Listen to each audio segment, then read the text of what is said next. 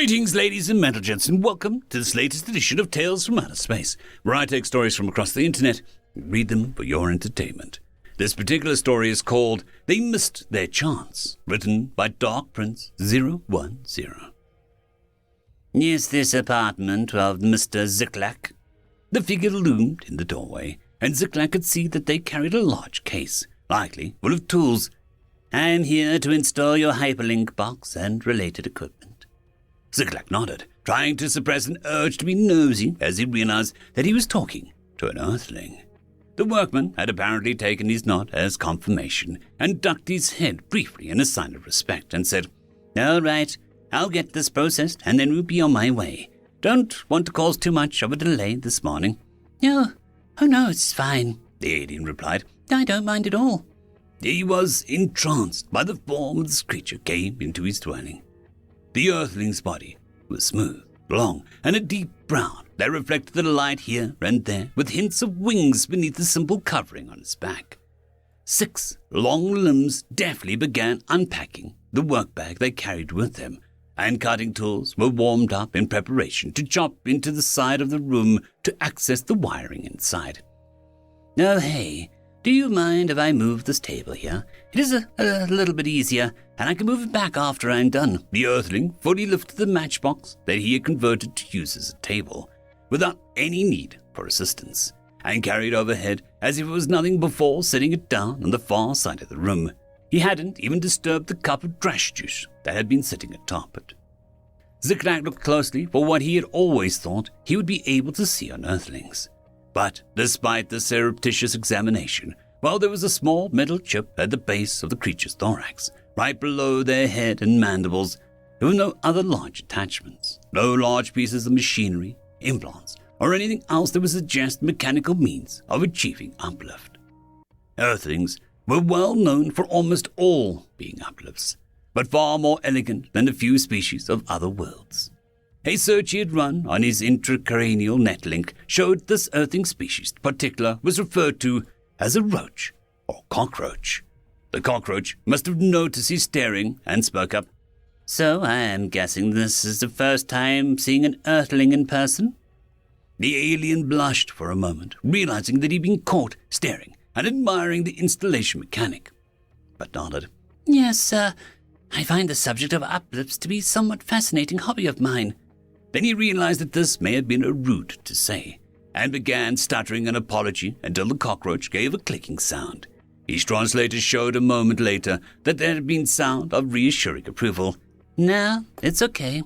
It is a fascinating subject, and Earth definitely has perfected the art of it, apparently. Was there anything in particular that you were curious about? I don't have a lot of time, but this job is going to take at least a quarter cycle." Trying to avoid stammering, Ziklak hesitated for a moment before saying, "Most of the species have a mechanism or implant to achieve uplift on their chosen species. I'm curious, do you have one? I think all I see is the translator on your throat." The roach let out another chitter that was translated to a chuckle. "Nope, that's all up here," he said, one of his arms reaching up and tapping his head. "Turns out that after humans figured out how to make artificial intelligence, and after they found the number of neurons needed was actually pretty modest, they realized the most important thing was just making sure they all connected just right.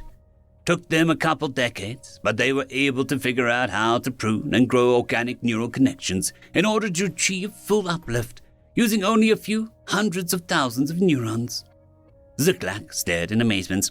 "So, I'm guessing there would be dozens, hundreds of species that would be eligible." The cockroach interjected again, something that he was realizing wasn't necessarily a gesture of rudeness, but more of a hard-to-stamp-down instinctive habit of quick and decisive action.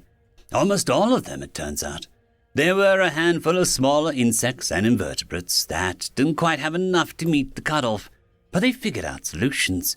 If you do see an earthling with a visible neural implant, those would be the ones to help supplement the smaller pool of neurons they do have." "Fascinating," Ziklak whispered, more to himself than anything else. "So I'm guessing that you must have been a close companion species to humans in order to be uplifted, right?"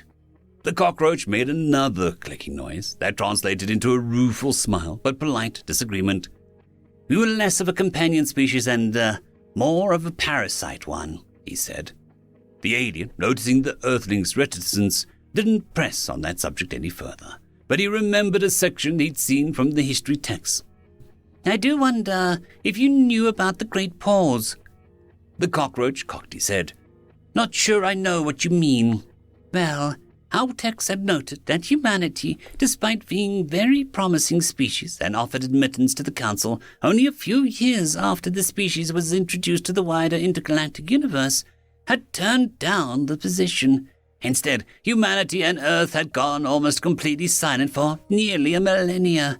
Everyone was baffled by it, as species are usually overjoyed and very determined to impress when given the chance at a prestigious nomination.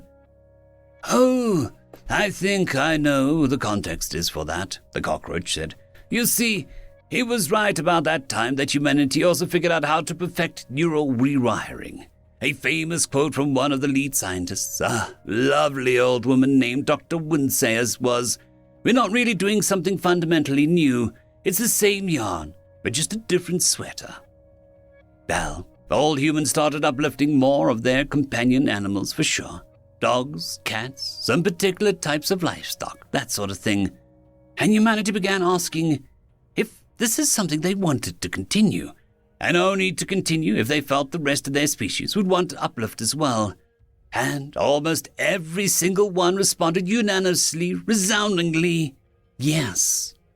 So humanity continued over the years and decades, reaching out to each new species, uplifting a handful, ensuring that they agreed to the rest of their species should be uplifted, and then proceeding to bring the gift of intelligence, thought, and reason to as many of them as they could.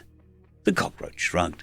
Yeah, of course, there were always a few that were rather opposed to it, and humanity respected their wishes and left them in their natural state. But for the rest, humanity worked hard to weave axons together, restructured and optimized neural pathways with microsurgeries, adaptive drug therapies, and working with whatever unique biology was given species had to ensure that they were all able to benefit. Ziklag sat back, stunned. He stammered, but the amount of resources that would have been... The cockroach clicked a sound that he translated as affirmative. That would take the resources of most of the nations, and millions upon millions of scientific experts for the initial uplift. But the public was in support. Every step, every new species building excitement and momentum rather than tempering it. Behind the scientists came armies of crafters, ready to create and adapt housing for those who no longer wished to live in the wilderness. There were sociologists, economists, and psychologists ready to help those with questions about their newfound place in the world and how to interact with others. The cockroach turned to Ziklag at this, a significant note of pride in his voice. Fully half of the other clutch mates in the brood that I was laid in have gone on to pursue some philosophy degree or another. I'm one of the odd ones out, that I have a knack for electronics and mechanical engineering instead. The cockroach was nearly finished now, claws working furiously as they finished the final cuts and welds for the access line and control box. It was a monumental task, and continued to be a monumental task even with every set of hands and every additional mind added. That's why it took a little over 900 years. The alien sat back in amazement.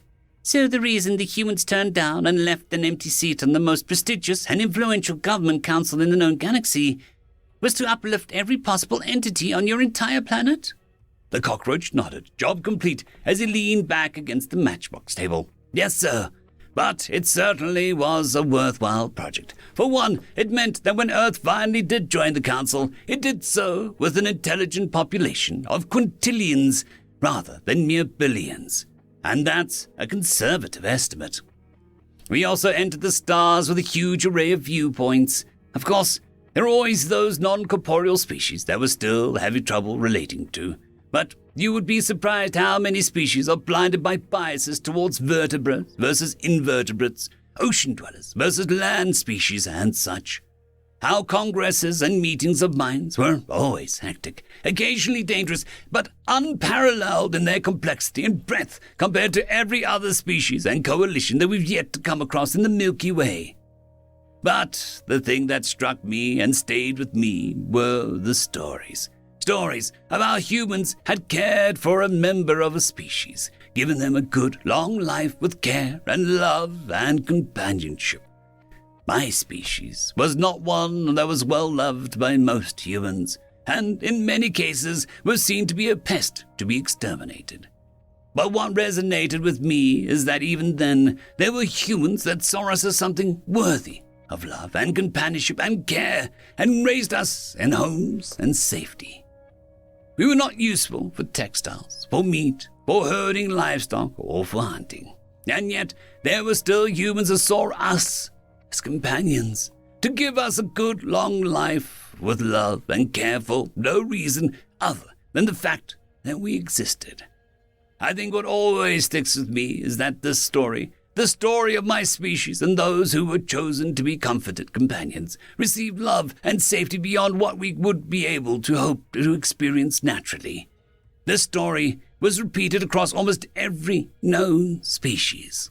Almost every creature on our planet had the same stories they could tell of those humans who had loved them, who had sought out their companionship, no matter their form or use or any factor other than the fact that they lived on the same ball of rock at the same time as humanity.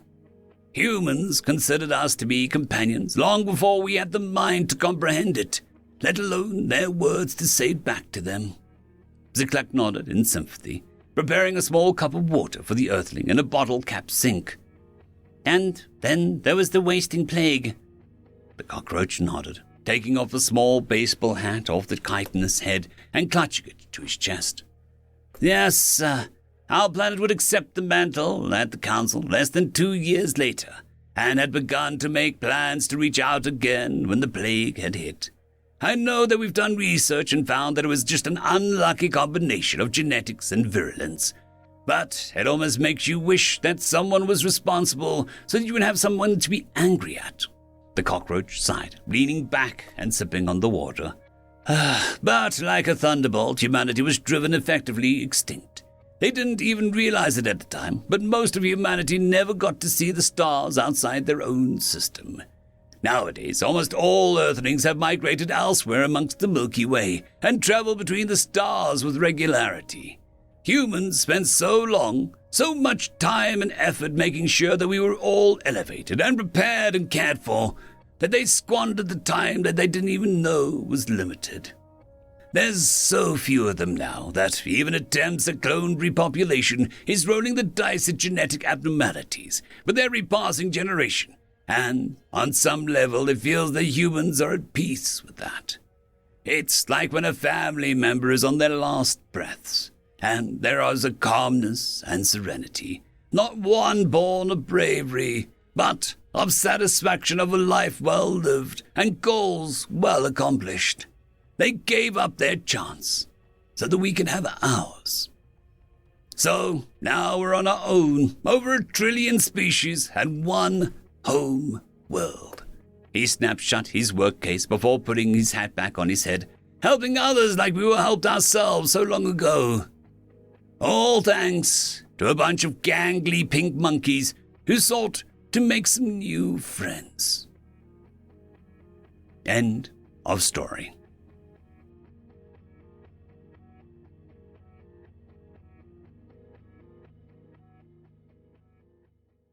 I would just like to thank our T5 members, Lord Azrakal, Ambrose Cattell, Quantum Wednesday, Dragzoon WRE, Blueberry Cat, Cam Maxwell, Casper Arnholtz, Bushmaster 177, and Leslie 517. Thank you very much.